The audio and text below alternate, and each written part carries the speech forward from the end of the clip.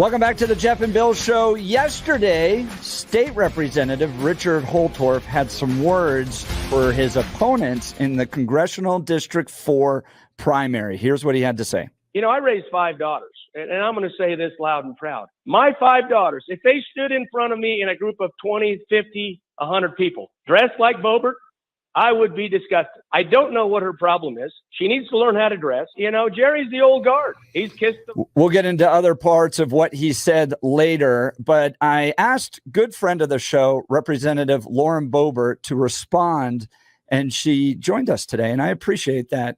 Representative Lauren Boebert, thanks so much for being on the Jeff and Bill Show. Good morning, Jeff. Good morning, Bill. It is great to be on with y'all today. So when you heard what your opponent in the primary for Congressional District 4 said about you, what did you think?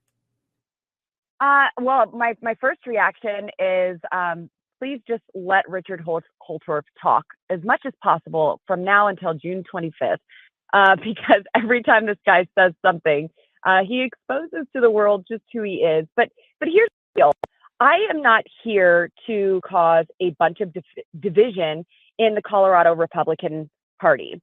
We are in a primary. There are many candidates, and we are all going to have to come together at the end of this. And I'm not here to dump on my opponents and expose them for whatever it may be, especially if it's not policy. It's one thing to disagree on policy. It's another to just go after characteristics or high heels. And so it just shows the level of integrity that Richard would have in a position like this. Let me tell you what my week was like. So first of all, it started in Douglas County just a few days ago, where I brought my grandson to a meeting. I'm a mom of 4 boys. I'm a Gigi of 1. And I had the honor of having my grandson with me for a few days. And I wasn't about to let him out of my sight. Our time together is limited, and I want to enjoy every moment that I can. Well, there was a woman in this meeting who had the audacity to stand up and say how offensive it was that I brought my grandson to a, quote, business meeting. You know, there's about 30 Republicans there. We have a impromptu little forum. Okay. And she was deeply offended that I brought my grandson with me. Wasn't crying, wasn't making a fuss, wasn't disruptive, but he is the embodiment of what I'm fighting for. He is the tangible representation in the room of why I'm doing what I'm doing. And then from there, I go to Washington, D.C., and actually deliver for Colorado. Pass legislation to remove the gray wolf from the endangered species list, something that is currently impacting our farmers, our ranchers right here in Colorado. I took on Hamas protesters, tried my darndest to remove a Palestinian flag from a George Washington statue at George Washington University. And then I defended our First Amendment right with this anti-Semitism bill that came up that was completely unconstitutional, well-intended for sure, to take a stand for our allies in the Middle East, but a complete unconstitutional resolution that was passed out of the House. And then I come home to hear Richard Holtorf complaining about my high heels. You know, this isn't my priority by any means. My priority is delivering for Coloradans and making sure that our farmers and ranchers have a voice, that they aren't left powerless against the wolf attacks that are currently taking place against their livestock, and that we still have our constitutional rights to stand up for to have here in America. And you know, Richard can complain about my shade of lipstick or high heels or whatever it may be for the week. But I also see this guy each and every day that I'm on the campaign trail in Colorado, and I haven't heard him say any of this to my face, you know, and in person, he's buddy with me. So just keep having Richard on, let him talk.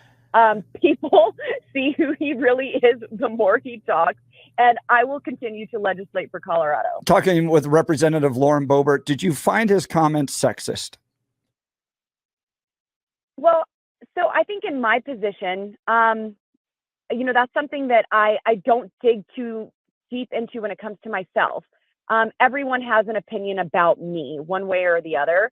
And so I never go in and say, oh, this is misogynistic, this is sexist, this is whatever it may be, because I have tough skin and a tender heart. I know why I'm doing what I'm doing. I'm here to serve people, and I have to let that stuff roll off. So I know that it's not a good thing when Kyle Clark is defending Lauren Boebert on 9 News. You know, Richard has a way of, I guess, like Kyle Clark said, you know, putting his foot in his mouth. And, you know, I can't focus on how it made me feel or the flavor of what he said yesterday or tomorrow, because that is a distraction to what our overall goal is. And like I said, I'm not here to, you know, bring division to the Republican Party. We are the party of family values. I you know, will continue to bring my grandson to meetings, no matter how business-like they are. He is my business. This is what I'm fighting for. And I'm going to continue to legislate effectively and aggressively in high heels. Now, Lauren Boebert joined Jeff and Bill, responding to Richard Holtorf in his comments here yesterday. I want to broaden the conversation just a little bit because you talked about how everybody has an opinion on Lauren Boebert. I want to talk about the process you had to go through to grow the callous skin, because you were a restaurant owner before, and not everybody in town is always going to be happy with a restaurant owner, but you are on a level that's different. And what is the process you've had to go through to insulate yourself from the slings and arrows of both people that are Republicans and also Democrats, and even Kyle Clark at Channel 9, the times that he does, but he did defend you this time, which is fantastic. But talk to us about how difficult that has been, being a mother and, you know, having to take care of your kids at the same time that it seems that everybody in America has an opinion about you. Yes, well, staying focused and on track, doing what I promised voters that I would do is my number one goal. But I would think that I would say that I've been conditioned and developed this tough skin throughout life. I grew up in a Democrat household, and you know, we were in that cycle of poverty where I had to learn to get tough when times were tough, and they made me stronger. When I saw that I could do my own part to break out of that cycle of poverty, and I didn't have to stand in line for bread and government cheese in some Denver warehouse, that I could actually put my hand to something and create wealth and prosperity working at McDonald's. You know, that showed me a different way to approach life. And I realized early on that I couldn't afford to have a victim mentality and wait for a handout, that I had to do my part to step up and chase after whatever it was that I was desiring. And it did start at McDonald's. And, you know, at McDonald's, and you talk about being a restaurant owner and folks having an opinion or complaints or whatever it may be. Well, that certainly happens at McDonald's. And I could tell you firsthand that when you are working at somewhere like McDonald's and you have a visor and a green polyester shirt and some and your, you know, awful black khakis and your non-slip black shoes, everyone thinks they're better than you. And whenever you come through that drive-through, there's already an opinion formulated about the people who are about to serve you your meal, and it's not always pleasant. And so I think it started way back at McDonald's, knowing that everybody who drove through, they assumed they made more money than me, and they were doing better in life than I was, and they were going to have, you know, some sort of complex about it, and let me know it as well, that they were doing better than I was. So I think that tough skin started way back then. To having a restaurant, my restaurant was somewhat controversial. You know, I've had an open carry restaurant in Rifle, Colorado. All of my waitresses carried firearms. And so people had their opinions. There were stories.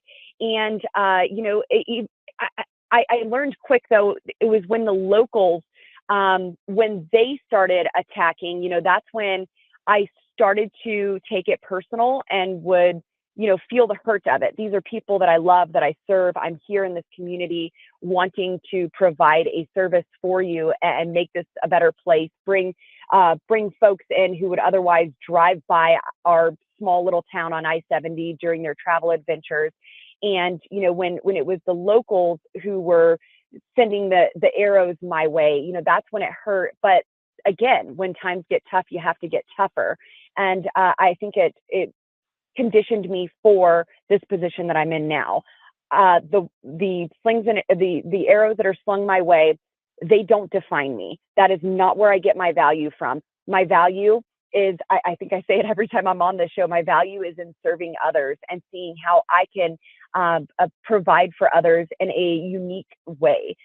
So I cannot afford to allow the attacks to bring me down. When it comes to my family, usually it's talks with my family that I have. When it's someone really close to me and I feel like that, a one-on-one conversation needs to be had, I'll have it and express that. But I cannot let any of this slow me down. The work that I'm doing, I believe, is too precious and important at this time to get caught up in my own personal woes. There is almost 1 million people that I am currently serving, and I'm looking to serve an additional 750,000 plus people in Colorado. And I cannot afford to let the naysayers get in the way of that. Talking with Representative Lauren Boebert, you had a big victory on Tuesday when the House voted to end federal protection of gray wolves in 48 states. This was a bill you authored. Tell folks about it. Yes. So since we learned of the ballot initiative result that we were going to get more wolves in Colorado, I have been trying to come up with a way to prevent that, stop it, slow it down. Now, my legislation, it removes the gray wolf from the Federal Endangered Species Act list. And there's been a political ping pong game of this for quite some time. In the Obama administration, the gray wolf was delisted. Ken Salazar, a Democrat from Colorado who was Secretary of the Interior, had the gray wolf delisted. Secretary Bernhardt and President Trump has had the gray wolf delisted. And now, we're back at this ping pong and they're back on the Endangered Species Act list. And I am doing everything that I can legislatively to remove them because wolves do not understand arbitrary boundaries. And the wolves that we are bringing to Colorado will go into our neighboring states. And I want to make sure that ranchers and farmers have the ability to protect their private property, to protect their livestock, that our wildlife is not endangered and that ecosystem is not negatively impacted. And so I authored my Trust the Science Act because if we're going to trust the science, the data says that the gray wolf is fully recovered. There are some 30,000 gray wolves in Northern America, and it does not need to be on the Endangered Species Act list. This is a success story, and the left should be celebrating the ESA success story that they had this animal protected, and now it is fully recovered, and it no longer needs those protections that the ESA requires or demands.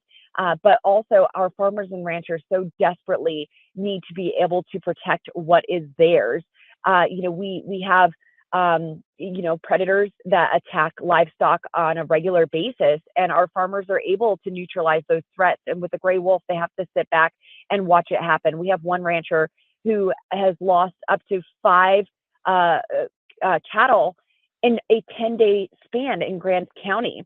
And so this is something that is impacting now the livelihoods of Coloradans, and we have to take action against it. But it was a huge win to have that legislation passed on with a bipartisan vote out of the House, and I would love for the Senate to take that up and actually see them delisted it. But it might be something that we have to wait for the next administration to get it completely across the finish line. Yeah, let's talk about the fact that Yadira Caraveo, the congresswoman from Congressional District 8 here in Colorado, a Democrat, came across the aisle and joined you in voting for this bill. How did that relationship develop? How did she support this bill?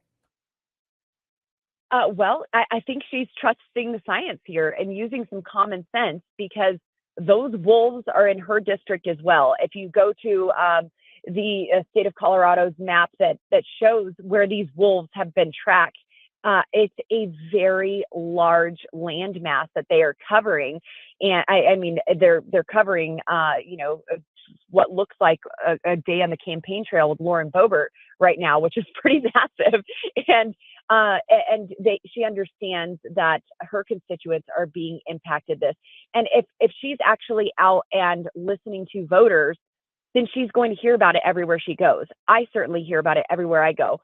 Even in Yuma, Colorado, folks are concerned about the gray wolf because they understand their migratory patterns and just how large of an area one wolf can travel.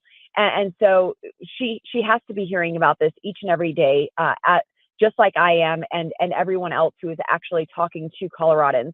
And this is a big, big deal. We know that Denver and Boulder are the counties who voted to get the wolves back in Colorado, more wolves than we already had. We had some on the ground, but they wanted this gray wolf introduced, this massive species. It's a very violent predator.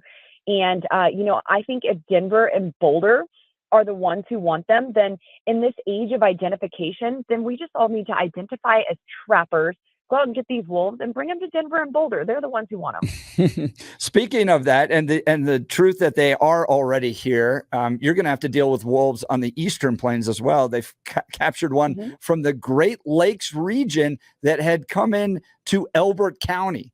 Elbert County Correct. is seeing wolves. Yes. So, yeah, they're going to end up in Denver and Boulder eventually.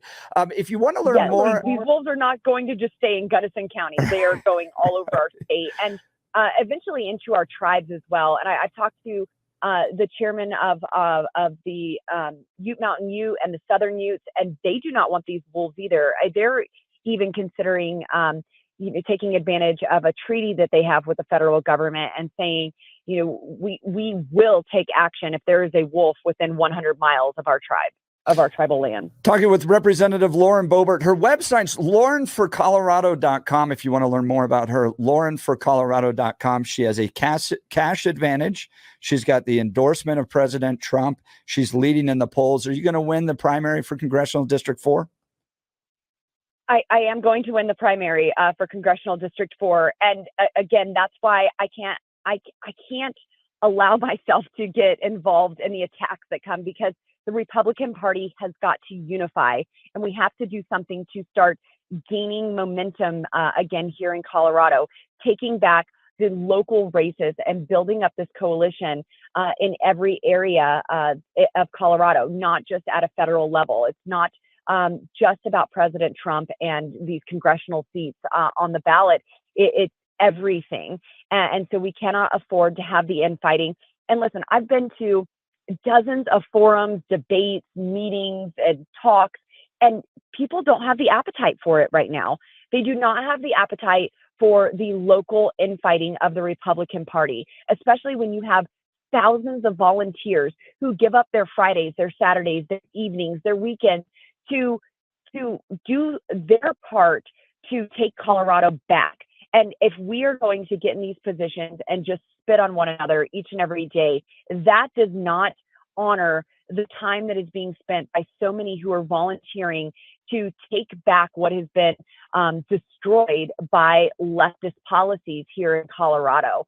So we have to unify at the end of this primary. I'm going to win. And I'll be happy to be Richard Holtorf's representative, and I will represent him very well. I have a track record of doing exactly what I say in Washington, D.C., delivering results not only on a national level, but for Colorado. And that's going to continue to be my focus. Representative Lauren Boebert looking to mend fences with Representative Richard Holtorf after remarks he made yesterday. Lauren, thanks so much for being on the Jeff and Bill